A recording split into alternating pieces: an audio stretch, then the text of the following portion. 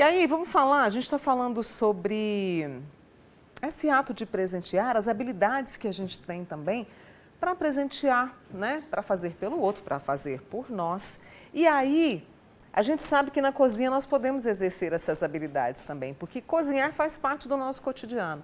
Praticamente desde que acordamos estamos ali, né? Entre panelas, receitas, aquele cuidado ao preparar o café da manhã, até os pratos que a gente faz para celebrar e também para oferecer a quem triste está. Quem cozinha, cuida da saúde e alimenta corpo e mente. É sobre isso que eu vou conversar agora com o nosso amigo psiquiatra, né, Luiz Carlos de Oliveira Júnior, que sugeriu esse tema, eu achei muito interessante e cá estamos para falar que quem tem habilidades culinárias faz melhores escolhas e não só dos ingredientes, mas também na vida, né? Isso, Mônica. Esse assunto ele é interessante, ele parece esquisito, né? Assim, como assim habilidades culinárias e saúde? Mas há muito tempo os pesquisadores já têm começado a mostrar em pesquisas e várias publicações científicas, e isso virou um tema importante em saúde, de que existe uma relação direta entre se você sabe cozinhar, o que a gente chama de habilidades culinárias. Em inglês, quando você vai procurar, eles chamam de cooking skills, habilidade de cozinhar. E a saúde. O que foi se encontrando com o tempo aí? Quanto mais habilidades eu tenho, quando eu sei manipular alimentos, escolher alimentos, fazer receitas, melhores os níveis de saúde. Então parece que o que acontece é que quando eu sei cozinhar, eu consigo compor a minha alimentação melhor. E a alimentação é um dos mais importantes fatores de risco para doenças do coração, câncer, diabetes. Então, isso tem um impacto direto sobre as principais causas de morte que a gente tem hoje. E aí, no caso, eu tenho habilidade culinária. E aquelas pessoas que não têm habilidade culinária, falo de cadeira, e aquelas pessoas que às vezes não têm tempo para cozinhar e às vezes, né?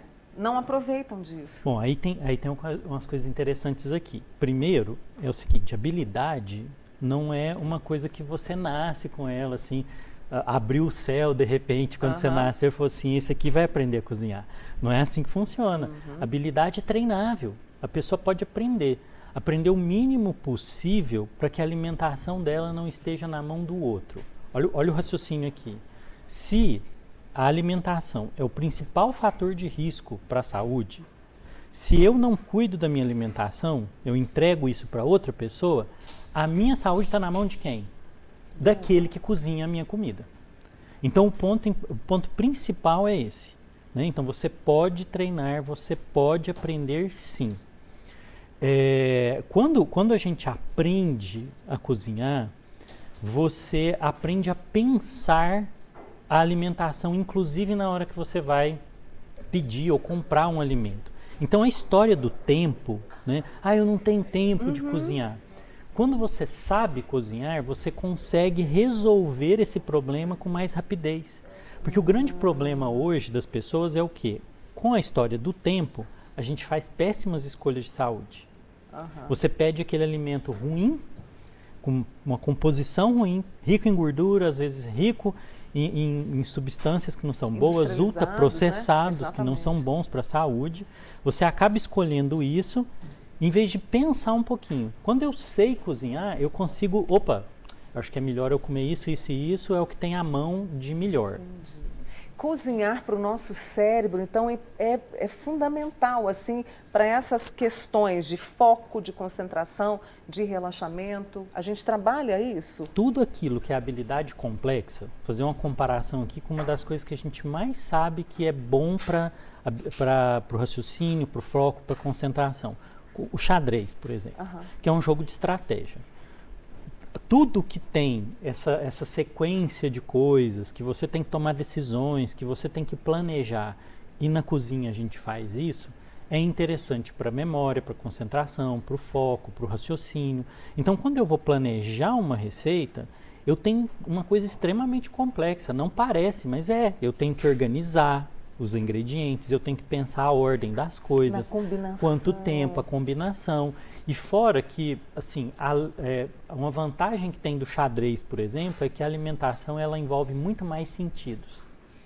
Verdade. E a gente sabe, por exemplo, que gosto, cheiro são sentidos importantes que estimulam o nosso cérebro. Então, visão, paladar, a gente mexe com o corpo inteiro quando está cozinhando. Hoje vivemos numa sociedade extremamente ansiosa, você sabe disso melhor do que eu.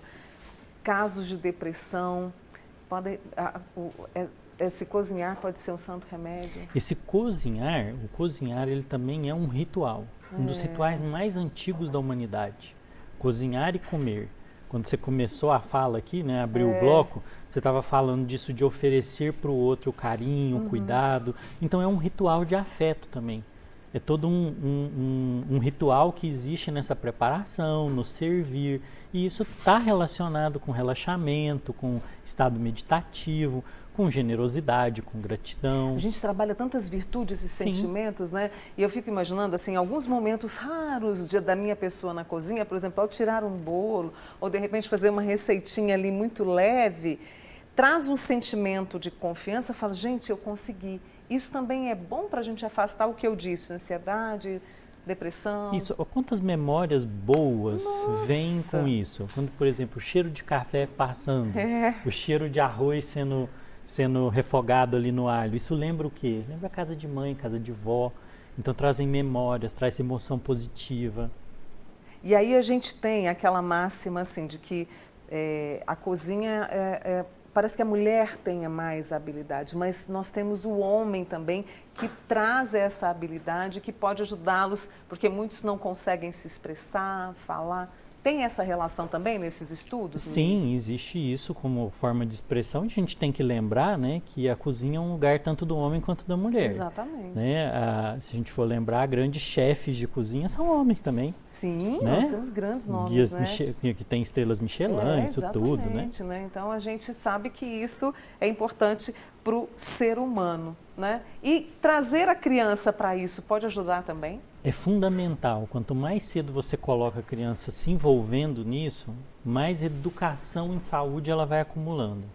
Tem um termo em inglês também que chama food literacy, alfabetização em alimentação. Olha só. Quando você alfabetiza as pessoas sobre a comida, elas também vão ter melhor saúde. Então começa cedinho, explicando. Tem criança que não sabe de onde vem o leite, de onde vem o ovo. De onde vêm as frutas, de onde vêm né? as frutas. Não é do supermercado, crianças. Então, sabe, de entender, de colocar em contato, até com esse antes da cozinha, não é que é importante? Sim, isso dá uma ideia. Tem uma coisa muito interessante do budismo, que é muito legal.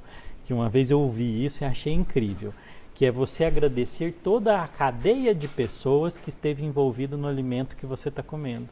De você lembrar que o alimento que está na sua frente não é fruto só do trabalho seu, que deu origem ao dinheiro, seu salário, para você ir lá e comprar.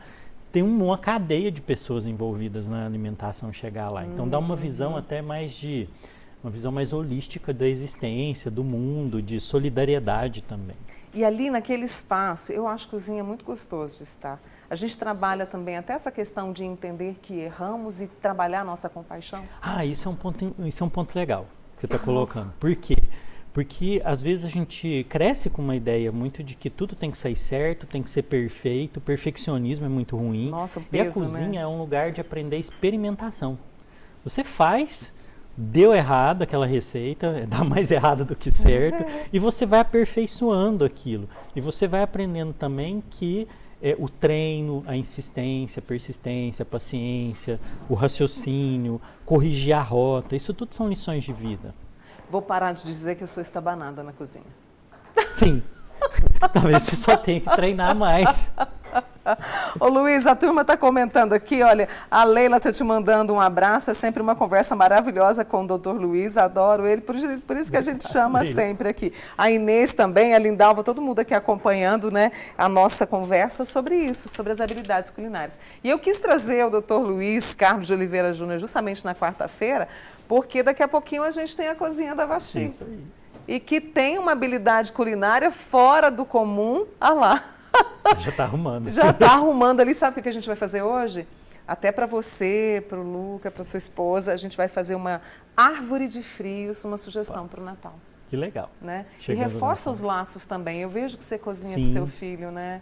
é um momento que você tem de compartilhar espaço, de compartilhar sentimento, Contar de histórias. ensinar, de contar história, de criar histórias. Ah, eu adorei. Sabia que essa conversa ia ser muito boa, por isso minha gratidão a você sempre, viu, Luiz? Obrigado. Obrigada, boa semana. Prazer. Caso eu não te veja, boas festas, tá bom? Pra você também. Obrigada, viu?